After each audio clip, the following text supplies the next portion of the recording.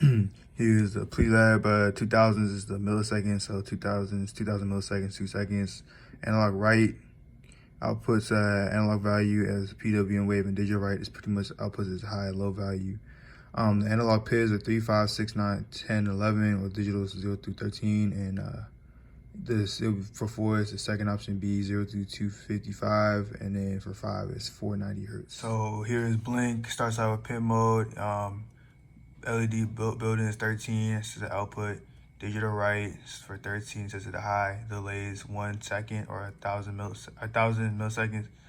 And then digital write's low, delay is 1,000 milliseconds. And that's how you get this blink here. All right, so now we're doing the blink. So now we're using delay length as a variable. It's still the same setup, but instead of having 1,000 milliseconds, we now have delay length in there. And you can see it's blinking a lot faster.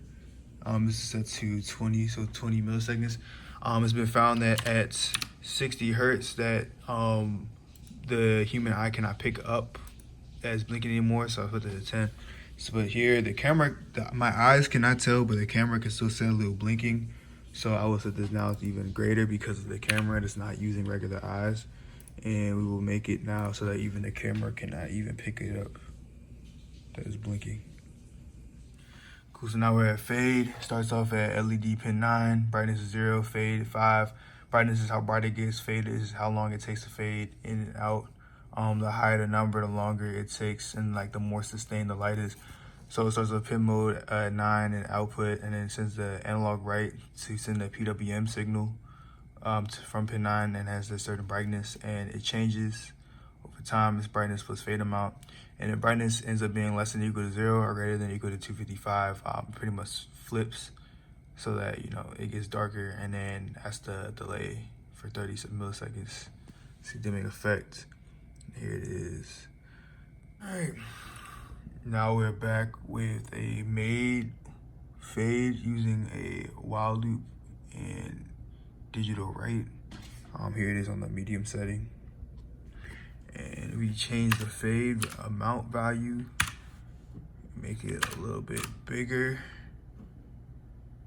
Go. You see that it gets faster. This is more like a short. And now we want to make it longer. We will change this fade amount, make it smaller.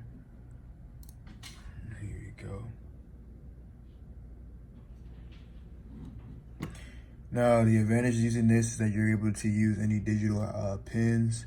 You also have full control over the duty cycle and frequency, but disadvantage is that it can mess with the timing, and it can also cause some jitters and interruptions. And you also can't leave the output running while the processor does something else.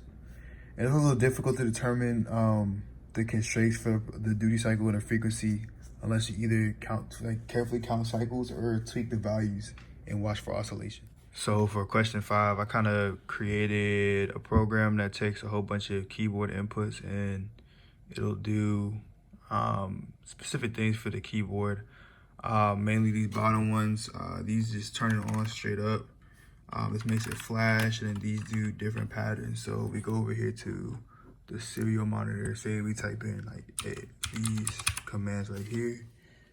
It'll light up like that. You type in, there you go, this, there. So turn off because it blinks. So I'll show it when it's not on. It blinks like that. And then here's one pattern. It's kind of like flashing. Got this, and this. And if you want to do it multiple times, say like you click it, I don't know, like a whole bunch of times, those make it repeat because it reads it one at a time. So if you want, you can just throw together really everything.